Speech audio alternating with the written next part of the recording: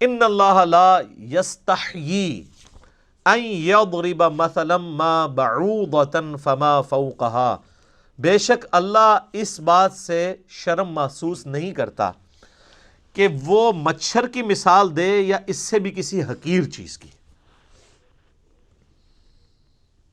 کیوں؟ اللہ کا مقصد کسی کے اوپر اپنا علمی روب ڈالنا نہیں ہے، اللہ کا مقصد بات سمجھانا ہے، اور بات سمجھانے والا شخص جو ہوتا ہے نا وہ کبھی مشکل الفاظ نہیں استعمال کرتا۔ لہٰذا آپ یہ علماء کی جب ہم مشکل اردو اور ٹرمز سنتے ہیں نا، واللہ وہ اس نیت سے نہیں تقریر کر رہے ہوتے کہ انہوں نے عوام کو دین سمجھانا ہے، وہ یہ تقریر کر رہے ہوتے ہیں کہ میں اتنی مشکل ٹرمنالوجیز بول سکتا ہوں، اور پھر کہتے ہیں دیکھا جی وہ جی علامہ صاحب نے بڑے مشکل لفظ استعمال کیے۔ تو یہ علامہ صاحب نے اللہ کی سنت میں عمل نہیں کیا، اللہ کی اسی لیے تو پھر علماء کو چھوڑ گئی ہے نا پبلک۔ وہ کہتے ہیں ان کے پاس ہم ایک گھنٹہ بیٹھ کے سنتے ہیں، سمجھ نہیں آتی ہے، علی بھائی کے 5 منٹ کے کلپ میں اتنا کچھ سمجھ آ جاتا ہے۔ کیوں آتا ہے؟ عام فہم بات ہے۔ لیکن میں آپ کو مزے کی بات بتاؤں، یہ عام فہم بات کرنا یہ مشکل کام ہوتا ہے، مشکل باتیں کرنا آسان کام ہوتا ہے۔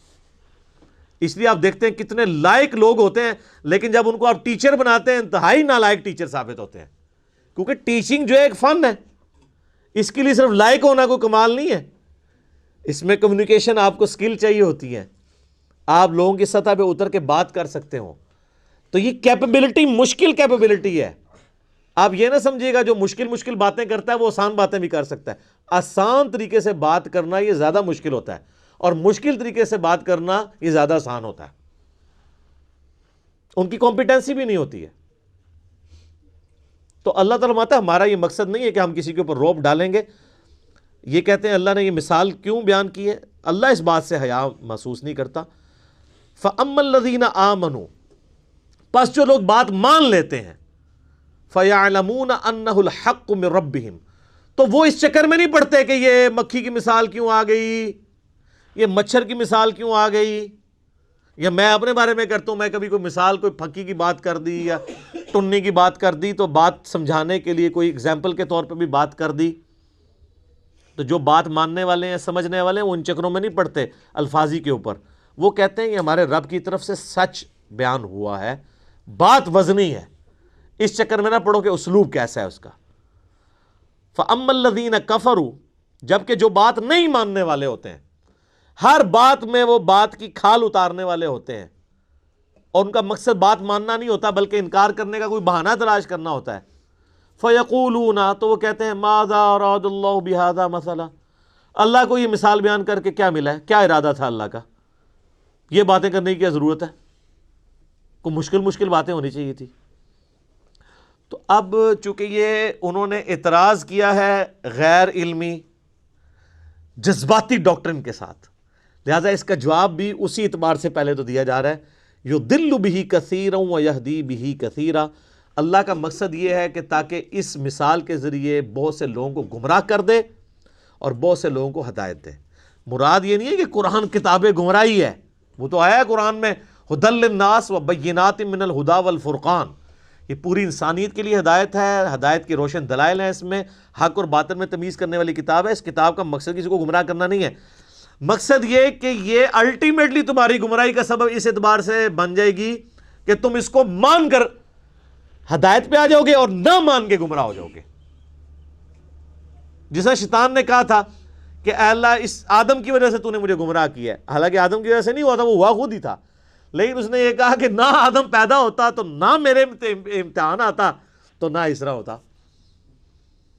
تو انڈائریکٹلی یہ بات ادھر بھی اللہ تعالیٰ نے کہا ہے کہ اللہ تعالیٰ نے اس لیے کیا ہے کہ تم تاکہ جو ماننے والے ہیں ان کا ایمان میں اضافہ ہو جائے گا، جو نہ ماننے والے ہیں وہ گمراہ ہو جائیں گے، اور جو ماننے والے ہیں ان کو ہدایت مل جائے گی۔ اس کا یہ مطلب قطعاً نہیں ہے کہ قرآن پڑھ کے کسی کو گمراہی ملتی ہے، نعوذ باللہ من ذالک، یہ عقیدہ کفر ہے۔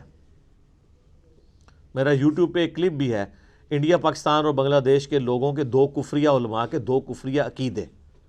ایک کفریہ عقیدہ یہی ہے اس میں سے کہ جی قرآن جو ہے یہ گمراہ کر دیتا ہے، یہ اکثر آپ سنتے ہیں نا، قرآن گمراہ کر دیتا ہے ڈائریکٹ پڑھنے سے انسان۔ اچھا انڈائریکٹ پڑھنے سے بھی گمراہی ہوتا ہے، انڈائریکٹ کدھر پڑھنے دیتے ہیں، وہ کہتے ہیں پڑھنا ہی نہیں ہے، ڈائریکٹ انڈائریکٹ تو ہے وہ انگریزی والی رہ گئے، انڈائریکٹ نہ انہوں نے خود پڑھا ہوا ہوتا ہے اور نہ کسی کو پڑھنے دیتے ہیں. وما يضل به الا الفاسقین، اور اس سے گمراہ تو نہیں ہوتے ہیں مگر وہ لوگ جو نافرمان ہیں، نافرمانی کی روش اختیار کیے ہوئے لوگ ہیں، جو جان بوجھ کے گمراہ ہونا چاہتے ہیں. وہ ان کے لیے قرآن میں پھر گمراہی ہے، کیونکہ جب وہ چاہ ہی رہے ہیں کہ ہم نے قرآن پاک میں نکالنی ہے اس قسم کی باتیں جس سے ہم قرآن سے دور بھاگیں، تو ظاہر ہے پھر قرآن پہ انہوں نے عمل کہاں سے کرنا ہے.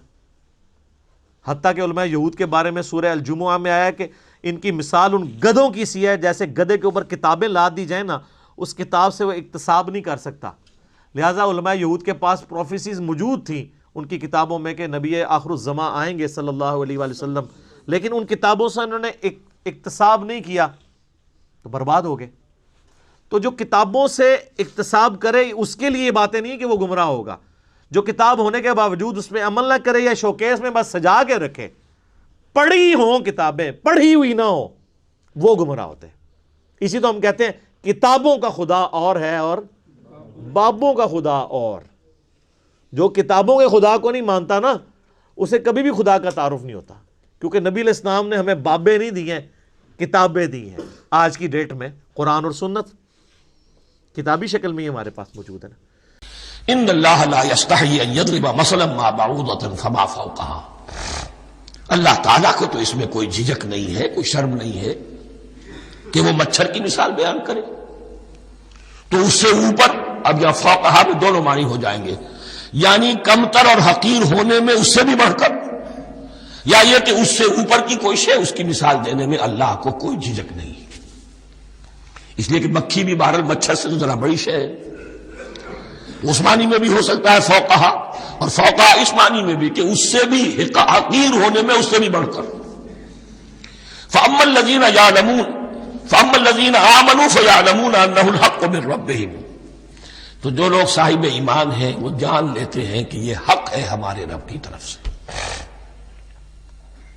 وَأَمَّا الَّذِينَ كَفَرُوا، اور جنہوں نے کفر کیا ہے، فَيَقُولُونَ مَاذَا أَرَادَ اللَّهُ بِهَذَا مَثَلًا، یہ کیا مثال اللہ نے دی، کیا ارادہ ہوا اللہ کا اس مثال کے ذریعے سے. ناک منہ چڑھا رہے ہیں، اعتراض کر رہے ہیں.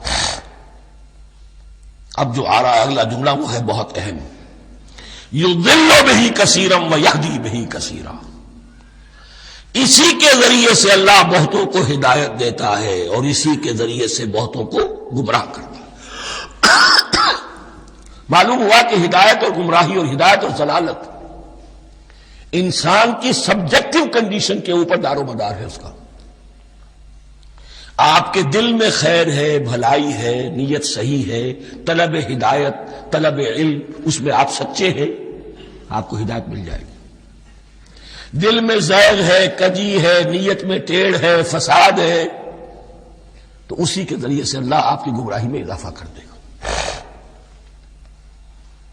یضل بہ کثیرا ویہدی بہ کثیرا، لیکن اللہ کا یہ کسی کو ہدایت دینا اور کسی کو ضلالت دینا علل ٹپ نہیں ہے، کسی قاعدے اور قانون کے بغیر نہیں ہے. وما یضل بہ الا الفاسقین، نہیں گمراہ کرتا وہ اس کے ذریعے سے مگر صرف سرکش لوگوں کو، جن میں سرکشی ہے، تعلی ہے، تکبر ہے،